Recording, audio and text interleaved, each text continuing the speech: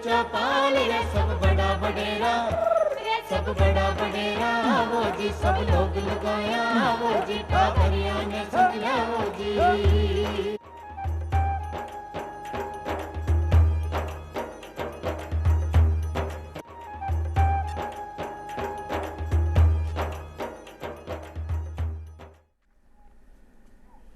चौपाल देखबावाळा सगळा दर्शकां को कार्यक्रम में स्वागत करूँ। दर्शक भाई बहनों ते सगला जानो हो कि क्या कर रहा है कि यदि एक महिला ने शिक्षित करोला तो वह महिला पूरा परिवार ने शिक्षित करेली, लेकिन आज ए महिला की जो शिक्षा का मायना है ए और भी आगे बढ़ रहा है और ज़्यादा बदल रहा है, क्योंकि आज की जा रही है कि एक महिला ने पढ़ावो मतलब देश ना आगे बढ़ावो, क्योंकि एक महिला शिक्षित होवली तो वह सशक्त समाज को निर्माण करेली और सशक्त समाज सु सशक्त देश आगे बढ़लो। तो ठंठा है कि एक महिला की शिक्षा कतरी ज़रूरी है। और आज की चौपाल में आपनो बातचीत को विषय भी वही है सामाजिक विकास और महिला शिक्षा। कार्यक्रम में बातचीत करवा की खातर महिला शिक्षा पर जानकारियां देवा की खातर सामाजिक विकास में महिला शिक्षा को कई भूमिका है ऐसे अगली बातें करवा की खातर आज अपने साथ कार्यक्रम में पधारे हैं बीना शर्मा जी। आपको कार्यक्रम में स्वागत करूं। आप प्राचार्य है महात्मा गांधी राजकीय विद्यालय मालवीय नगर जयपुर से और कार्यक्रम में अपने साथ जुड़ेड़ा है आशा रानी सुमन जी। आपको भी कार्यक्रम में स्वागत करूँ। आप राष्ट्रपति पुरस्कृत शिक्षिका है अलवर राजगढ़ से। तो आज की जो अपनी चौपाल सजी है इमा आपा बातचीत कराला कि महिला शिक्षा कतरी ज़रूरी है, सामाजिक विकास में महिलाओं को कई योगदान है और बाही महिला अगर शिक्षित महिला हो जावे तो भी का योगदान किया बदल जावे है। तो सबसे पहली जो आपा जानबो चाहला बीना जी मैं थासु बात करबो चाहूँगा कि जो आपा बात कर रही हैं कि सामाजिक विकास, तो सामाजिक विकास की बात करा तो वो महिला सु किया जुड़ो है। बिल्कुल पूनम जी, महिलाओं का सामाजिक विकास में अहम योगदान है। समग्र विकास का आधार महिला शिक्षा ही है। अगर एक महिला शिक्षित होगी तो वो समाज का सामाजिक, आर्थिक, सांस्कृतिक और मैं कहती हूँ कि समाज का सर्वांगीण विकास महिला के इर्द गिर्द ही होता है। जैसा कि आपने सुना है कि एक महिला, एक पुरुष शिक्षित होता है तो वह एक पुरुष शिक्षित है तो सिर्फ एक पुरुष ही शिक्षित होगा, एक व्यक्ति शिक्षित होगा। लेकिन अगर एक महिला शिक्षित हो जाती है तो वो पूरे परिवार और पूरी पीढ़ी को शिक्षित कर देती है। ये बात बहुत ज़रूरी है और शिक्षा का सबसे अहम योगदान है विकास में। देखिए, समाज में जो भी बुराइयां हैं, अंधविश्वास है, कुरीतियाँ हैं, जो भी चल रही हैं, उन सबके पीछे यही प्रमुख कारण है कि जागरूकता का अभाव है। और जागरूकता का अभाव किस वजह से है? शिक्षा की कमी से। सबसे पहले शिक्षित होना जरूरी है। महिलाएं जब शिक्षित होंगी, उनका परिवार शिक्षित होगा, उनके बच्चे शिक्षित होंगे, वो हर चीज़ को समझेंगे तो इन कुरीतियों से बाहर निकलना आसान होगा। तो ये समाज के विकास में बड़ा योगदान। कुल मिलाकर जो आप महिला को योगदान देखा ना तो अठसु ही समझ सको हो कि सुबह उठवा सु ले और शाम का सोबा तय पूरा परिवार ने साथ लेरबा चाले है और जब परिवार ने साथ लेर चाले तो वो आगे समाज बनसी और समाज का आगे देश बनसी। तो पूरा देश ना आगे बढ़ावा कमाए ना महिला को घनी भूमिका। और अब वह भूमिका क्या बदल जावे जब वह महिला शिक्षित हो जावे। जब शिक्षित महिला समाज को विकास करसी तो भी की भूमिका भी कोई योगदान किया बदल जासी। आशा जी आप सुझाव चाहूँगा। जब एक महिला शिक्षित हो जाती है तो मैं कहती हूँ कि शिक्षित महिला ना बल्कि स्वयं के जीवन को संवारती है, बल्कि इस समाज के या देश के ताने बाने को बदलने की ताकत रखती है। एक शिक्षित महिला समाज में बहुत बड़ा परिवर्तन लाती है। वो अपने घर से लेकर के और समाज और देश में योगदान देती है। शुरुआती दिनों हम देखते हैं, शुरुआत में प्रारंभिक शिक्षा में यदि हम देखते हैं तो कहा जाता है कि एक माँ जो है वो प्रथम गुरु होती है। वो अपनी आने वाली पीढ़ी को तैयार करती है और अपने बच्चों में सबसे पहले जो प्रारंभिक संस्कार हैं उनका बीजारोपण भी एक महिला जो माँ के रूप में है वो करती है। और बच्चों को जो भाषा की शुरुआती जो भाषा सिखाते हैं वो भी माँ ही सिखाती है। और आने वाले समय के लिए बच्चे को सामाजिक व्यवहार के लिए भी, जो सामाजिक व्यवहार की जो चीज़ें हैं वो भी एक माँ के द्वारा ही बच्चे को सिखाई जाती है। नैतिक मूल्य भी एक माँ के द्वारा ही सिखाए जाते हैं। तो एक शिक्षित जो महिला होती है वो हमारी आने वाली पीढ़ी को सशक्त और एक जागरूक पीढ़ी के रूप में तैयार करने का काम करती है। तो बिल्कुल ज़रूरी है शिक्षा। तो कुल मिलाकर जो सगड़ी चीज़ों की जड़ है बस शिक्षा है, और शिक्षा ही जब अशिक्षा के साथ आगे बढ़े तो आगे क्यों ही को नहीं देख सका। तो शिक्षा ने आगे बढ़ा सिया तो समाज आगे बढ़सी, समाज आगे बढ़सी तो देश आगे बढ़सी। अब जब आप बात कर रही हैं हाँ महिला शिक्षा की, तो मैं आपसे जानना चाहूँगा बीना जी कि आप बात कर रही हैं हाँ शिक्षित महिला की। शिक्षित महिला जब आत्मविश्वासी महिला बनसी, आत्मविश्वासी महिला आत्मनिर्भर महिला बनसी, और बाही आत्मनिर्भर महिला आगे बढ़ और आर्थिक निर्भर महिला का रूप में आपकी पहचान बनासी। तो बीना जी यह जो महिला है आगे किया बढ़ रही है? देखिए, जब महिला शिक्षित हो जाती है वो एक घर की चार दीवारी से बाहर निकलती है। देखिए, पहले की परंपरा ये एक सामाजिक संकीर्ण सोच थी लोगों की कि एक महिला एक घर संभाल सकती है, वो अपने बच्चों को घर में सार संभाल उनकी कर सकती है, पालन पोषण कर सकती है। लेकिन जब एक महिला शिक्षित होती है उसे अपने अस्तित्व का एहसास होता है, उसे अपनी अंदरूनी प्रतिभाओं का किस तरीके से विकास करना है, मेरे अंदर जो क्षमताएं हैं, मेरे अंदर जो वर्तमान समय की चुनौतियां हैं उनसे मैं किस तरीके से निपटूं, ये सब चीज़ वो एक घर की चार दीवारी से जब बाहर निकलती है, बाहर की दुनिया देखती है, रूबरू होती है लोगों से, चैलेंजेस उसके सामने आते हैं, इन सब चीज़ों से जब वो रूबरू होती है तो उसे वास्तविक रूप में मेरी पहचान क्या है इसका पता चलता है। और ये सब चीज़ तभी संभव है जब महिला शिक्षित हो, जागरूक हो, उसे ये एहसास होना चाहिए कि मुझे कोई किसी तरीके से हिंसात्मक रूप से मुझे दबा नहीं सकता, मुझे कोई किसी तरीके से दबाव में नहीं ला सकता। महिलाओं को कई चुनौतियां सहन करनी पड़ती है, बाहर आप देखते हैं कार्यस्थल पर भी कई तरीके का चुनौतियां होती हैं, उनके साथ भेदभाव होता है, आर्थिक असमानता के रूप में भी भेदभाव किया जाता है। अगर एक शिक्षित महिला होगी वो किसी भी तरीके से शोषण को स्वीकार नहीं करेगी, किसी भी तरीके से हिंसा को स्वीकार नहीं करेगी और अपने वजूद को सब लोगों के सामने स्पष्ट रूप से रख पाएगी, किसी भी तरीके से दबाव महसूस नहीं करेगी और अपने अंदर जो भी प्रतिभा है उसको वो निष्पक्ष रूप से सबके सामने रखने में सक्षम हो सकेगी। इसलिए मैं सोचती हूँ कि एक महिला का शिक्षित होना और जागरूक होना बहुत ज़्यादा जरूरी, ये स्व जागरूकता जरूरी है।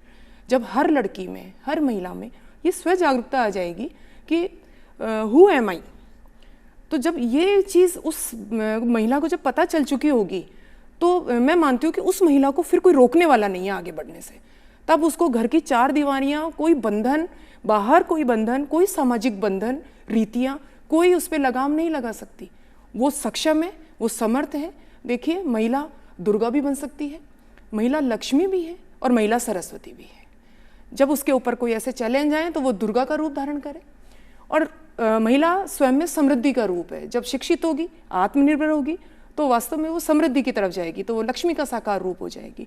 और महिला जब शिक्षित होगी, उसके अंदर जब ज्ञान का खजाना आ जाएगा तो वो किसी भी रूप में पिछड़ ही नहीं सकती है। इसलिए मैं सोचती हूँ कि एक शिक्षित महिला की कोई बराबरी नहीं है, और शिक्षित और आत्मनिर्भर महिला होना और स्वयं में आत्मविश्वास रखना कि मैं किसी भी तरीके से मैं पीछे नहीं हूँ, मैं पुरुष से कम नहीं हूँ, मैं पुरुष के साथ कंधे से कंधा मिलाकर चल रही हूँ। ये जो भी मानसिक संकीर्णताएं हैं, जो भी सोच है लोगों की, इस सब सोच को एक महिला पीछे तभी कर सकती है जब वो स्वयं में जागरूक हो और शिक्षित हो। तो कुल मिलाकर बात है कि जो आत्मविश्वासी महिला हो सी भाई आगे जा आत्मनिर्भर महिला बन सी, और जब आत्मनिर्भरता आ जासी तो आर्थिक निर्भरता भी अपने आप ही आ जासी। लेकिन एज महिला का जो सगला रूप आप बात कर रही हैं, हाँ, आज सगला रूपा के बीच में कुछ रोड़ा भी आवे है, कुछ चुनौतियाँ भी आवे है। जाने चाहे आप सामाजिक बुराइयाँ कह सको हो, चाहे आपकी रोजमर्रा के जीवन में भी कई चुनौतियाँ आवे हैं, तो वह चुनौतियाँ को सामना किया करे है, वह कसी चुनौतियाँ हो सके है, कसी सामाजिक बुराइयाँ हैं जहाँ से लड़ता हुआ बिना आगे बढ़ना है। यहाँ हम चुनौतियों की बात अगर हम करते हैं तो हमारे यहाँ सामाजिक और सांस्कृतिक चुनौतियाँ बहुत ज़्यादा हैं। जैसे कि आज भी हमारा समाज पितृसत्तात्मक समाज है, यहाँ आज भी लड़के को प्राथमिकता दी जाती है और लड़की को आज भी द्वितीयक दर्जे में रखा जाता है।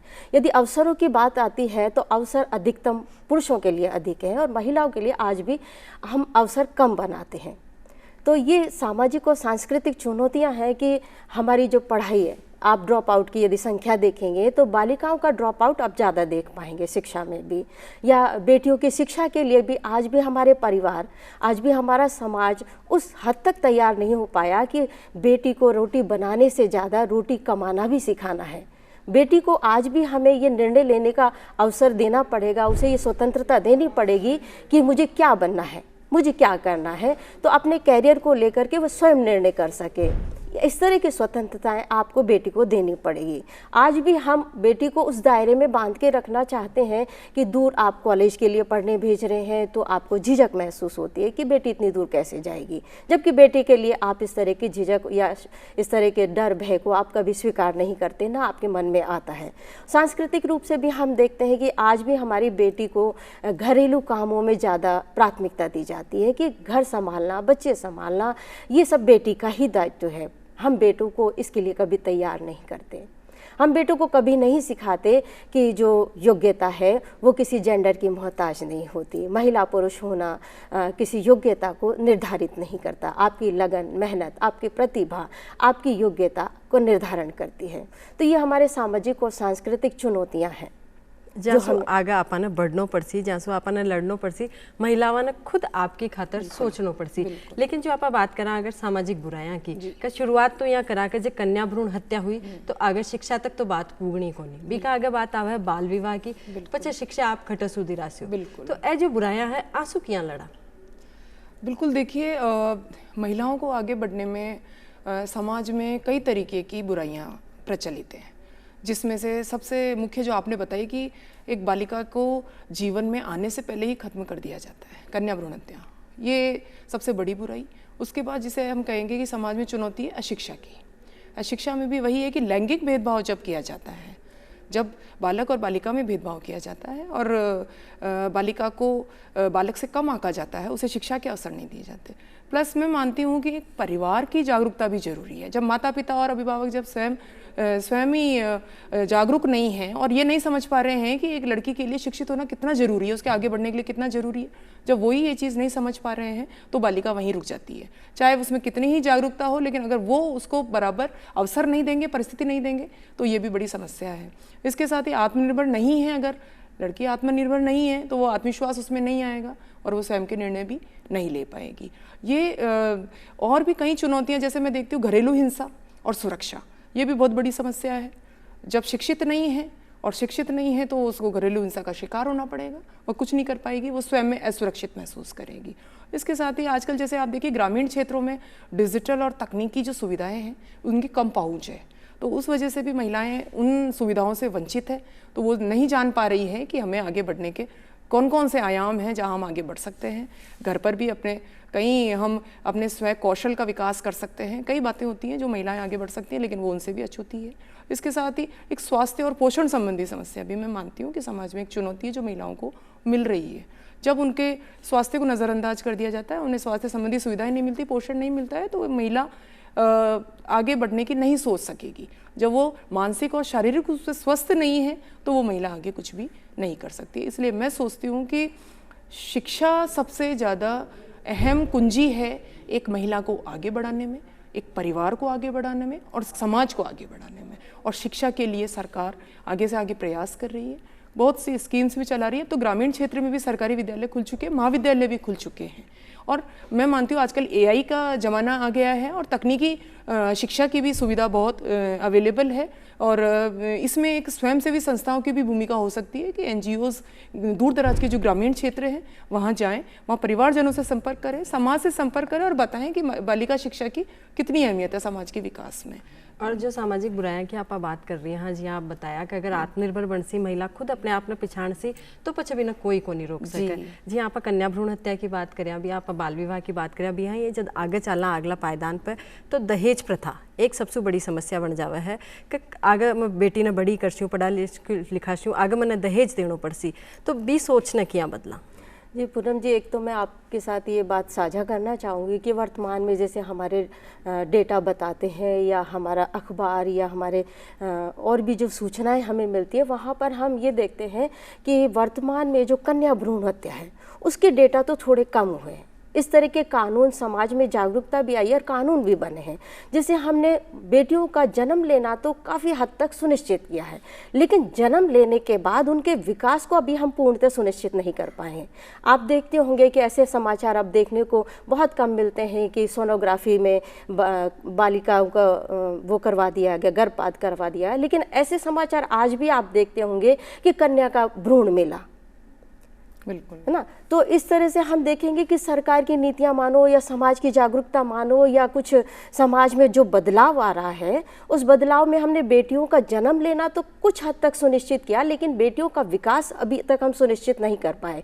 इसमें हम देखेंगे कि जब बेटियां बड़ी हो जाती है, जैसा कि आप कह रहे हैं, दहेज एक बहुत बड़ा हमारे लिए परेशानी का कारण बना हुआ है, क्योंकि बेटियों को आज भी हम आर्थिक बोझ समझते हैं।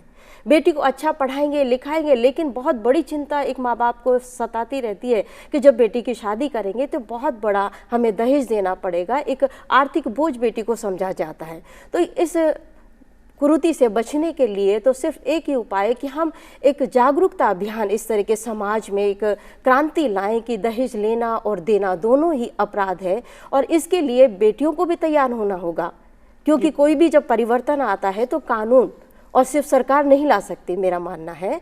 इसके लिए हमें स्वयं से शुरुआत करनी होगी, आपको, मुझे और पूरे समाज को और परिवार को, और इसमें सबसे बड़ी भूमिका निभा सकते हैं अभिभावक। यदि अभिभावक ये प्रण कर ले कि मैं मेरी बेटी को बिना दहेज के किसी के साथ ब्याहूंगा, या बेटा वाला भी यदि प्रण कर लेता है, या कोई बेटा भी ये प्रण कर लेता है कि जब मैं विवाह करूंगा तो किसी तरह का कोई उपहार या दहेज स्वीकार नहीं किया जाएगा, ऐसी स्थिति में हम इसका सामना कर सकते हैं।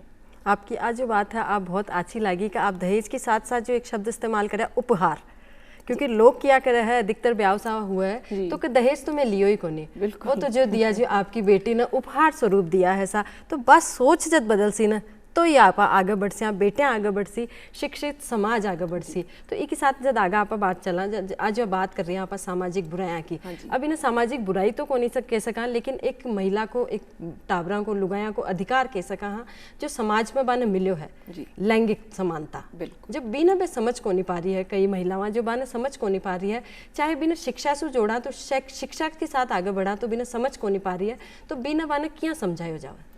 देखिए, लैंगिक समानता बहुत हद तक अब समाप्त हो चुकी है।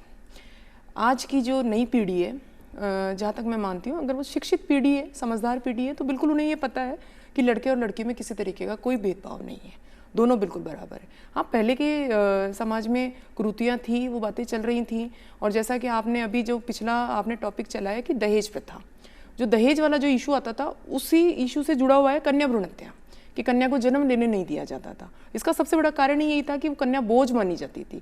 लेकिन आज के समय में ये लैंगिक समानता का जो पक्ष है, ये मैं मानती हूँ कि काफ़ी हद तक ये शिक्षा से इस चीज़ को, लैंगिक असमानता को हम ख़त्म कर चुके हैं, और जेंडर इक्वलिटी हर जगह होनी चाहिए। मैं मानती हूँ घर से लेकर बाहर तक, कार्यस्थल तक, आगे बढ़ने तक। आप देख रहे हैं कि लड़कियाँ किस क्षेत्र में पीछे हैं। आप देखिए, एक सफल महिला, हमारे देश की जो प्रथम नागरिक है, राष्ट्रपति द्रौपदी मुर्मू, स्वयं महिला हैं, बिल्कुल आदिवासी समाज से हैं। आप देखिए कि कहाँ आप रोक पाए हैं महिला को आगे बढ़ने से। इसके बाद आप देखते हैं कि नीता अंबानी जी, जो स्वयं एक सक्षम महिला हैं। इसके बाद आप देखिए निर्मला सीतारमण जी, जो वित्त मंत्री हैं केंद्रीय, वो भी एक सक्षम महिला हैं। और इसके साथ महिलाएं खेलकूद में भी अपना परचम लहरा रही हैं, वहाँ भी कम नहीं है। और इसके बाद मैं मानती हूँ कि सुरक्षा के क्षेत्र में, जैसा कि आपने देखा अभी ऑपरेशन सिंदूर चला, और उसमें भी महिलाओं ने अपनी विजय हासिल की। तो ये सब उदाहरण एक लैंगिक असमानता को खत्म करने वाले हैं। लेकिन अभी भी जागरूकता की कमी है। ग्रामीण क्षेत्रों में अभी भी माना जाता है कि लड़का जरूर होना चाहिए, लड़का हमारे चिराग होता है घर का, लड़के के बिना हमारे घर का अस्तित्व ही खत्म हो जाएगा, पीढ़ी खत्म हो जाएगी, वंश खत्म हो जाएगा। ये अभी भी ये सोच लोगों में अभी खत्म करने की ज़रूरत है। और ये लैंगिक समानता तभी सफल हो पाएगी पूनम जी, जब हम शिक्षित होंगे, समर्थ होंगे, समझ पाएंगे। महिला को भी शिक्षित होना है, पुरुष को भी शिक्षित होना है। देखिए, महिला और पुरुष साथ मिलकर के परिवार को निभाते हैं, साथ मिलकर के परिवार चलता है। महिला भी शिक्षित होगी, पुरुष भी शिक्षित होगा, तो बिल्कुल उनके लिए ये फर्क नहीं पड़ता कि उनकी आने वाली पीढ़ी लड़का है कि लड़की, कोई फर्क नहीं पड़ रहा। और हमें लड़की को भी वही सब सुख सुविधाएं देनी है जो हम एक लड़के को देते हैं, चाहे शिक्षा के अवसर हो, चाहे और क्षेत्र में कहीं भी आगे बढ़ने के अवसर हो, वो हमें बिल्कुल लड़कियों को भी देना पड़ेगा। तो कुल मिलाकर मैं मानती हूँ कि शिक्षा ही एक ऐसा हथियार है जो इस लैंगिक असमानता रूपी बुराई को खत्म कर सकता है। जी हाँ, कि पहले कियो जाता हो ना, कोई लड़कियां ने पढ़ा था तो घणी जाने पढ़ लिख बड़ी चांद पर जासी, बड़ी कलेक्टर ही बनसी। हाँ, तो भाई आज कलेक्टर भी लुगाया महिला बन रही है, चांद पर भी लुगाया जा रही है। तो हाँ, जिथे पढ़ा शो लिखा शो तो चांद पर भी जा सके, कोई अतरी बड़ी बात भी कौन होगी चांद पर जाओ, आज जा ही रही है आप महिला।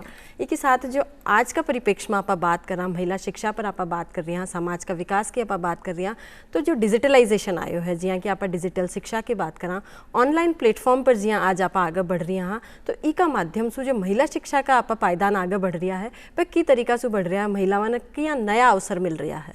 देखिए, यहाँ अभी आपने बात की लैंगिक असमानता की बात की या लैंगिक समानता की जब हम बात कर रहे हैं, तो मेरा मानना तो पूनम जी इसमें मैं थोड़ा ये बात आपसे कहना चाहूँगी, ये बात जोड़ना चाहूँगी कि बराबरी का अधिकार महिला और पुरुष जहाँ बराबर हैं, लैंगिक समानता वाली बात जब कर रहे हैं, तो ये अधिकार तो हमको 1950 में मिल गया था जब संविधान बना था। लेकिन वर्तमान में मेरा सीधा संपर्क ग्रामीण क्षेत्र से रहा है। लगभग 21 साल की जो मेरी सर्विस है वो ग्रामीण क्षेत्र में।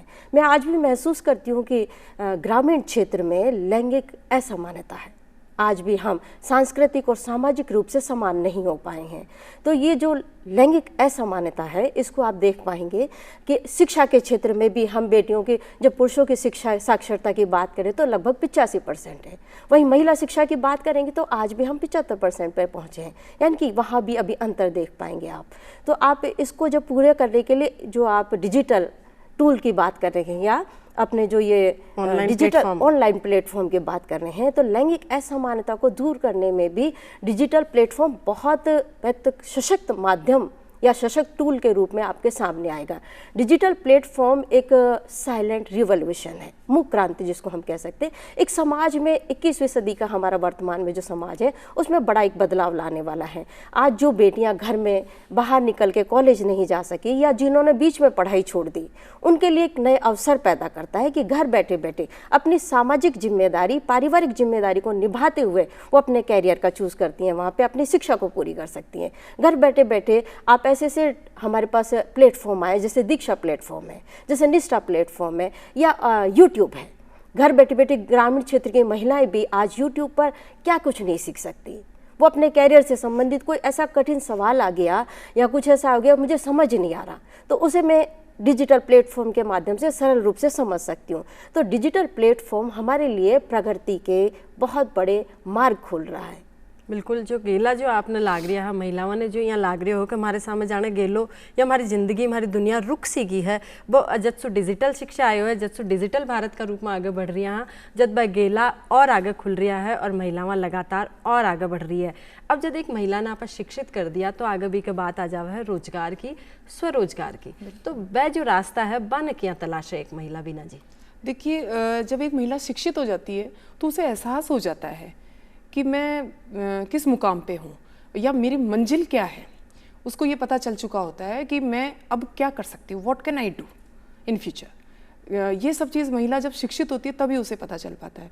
और जब शिक्षित हो जाएगी वो निश्चित रूप से वो सीमाओं में नहीं बंधेगी, वो बाहर निकलेगी, उसे बाहर की दुनिया का पता चलेगा, वो करियर में आगे बढ़ने की कोशिश करेगी। और करियर के तो राहें महिलाओं के लिए हर क्षेत्र में खुली हुई हैं, तो वो निश्चित रूप से आत्मनिर्भर बनने की कोशिश करेगी, शिक्षित होगी, अपने पाँव पे खड़ी होगी और आत्मनिर्भरता की तरफ जाएगी। मैं ये सोचती हूँ कि आज के समय में हम ये सोचें कि शिक्षित होकर के एक नौकरी लगना, हम एक सरकारी नौकरी लग जाएं कि उसे ही आत्मनिर्भर बन जाए, अपने पाँव पे खड़ा हो जाए। इसके लिए बहुत से आयाम आजकल हो रहे हैं। जैसा कि आप देख रहे हैं कि प्रधानमंत्री नरेंद्र मोदी जी भी स्किल डेवलपमेंट, कौशल विकास का थीम लेते हुए 21वीं सदी का भारत आगे बढ़ रहा है। तो ये चीज़ है कि वो स्वरोजगार की तरफ जाएगी, स्वरोजगार की तरफ आगे चलेगी। वो अपने अंदर कोई भी स्किल उसके अंदर डेवलप हो, वो ग्रामीण क्षेत्र में रहते हुए भी छोटी मोटी कोई भी, जैसे सिलाई वाला अपना काम चालू कर सकती है।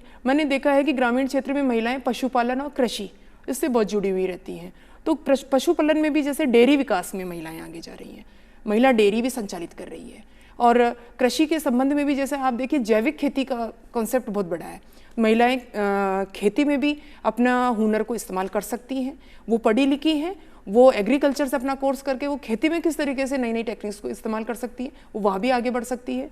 और इसके साथ ही और भी कई चीज़ें ऐसी हैं, जैसे डिजिटल वाला जो हम कह रहे हैं, जैसा मैडम ने अभी बताया आशा जी ने कि डिजिटल प्लेटफॉर्म ऐसा है जैसे एआई टूल्स जो चल रहे हैं या काफ़ी ऑनलाइन ऐप्स हैं जिनके माध्यम से यूट्यूब है, इंस्टाग्राम है और भी कई ऐप्स ऐसे आ गए हैं जिनके माध्यम से महिला घर बैठ के अपनी पढ़ाई को सुचारू रख सकती है, नए नए स्किल्स सीख सकती है और स्वरोजगार की दिशा में आगे बढ़ सकती है। और जब स्वरोजगार की तरफ बढ़ेगी, आत्मनिर्भर बनेगी, आर्थिक रूप से सशक्त बनेगी।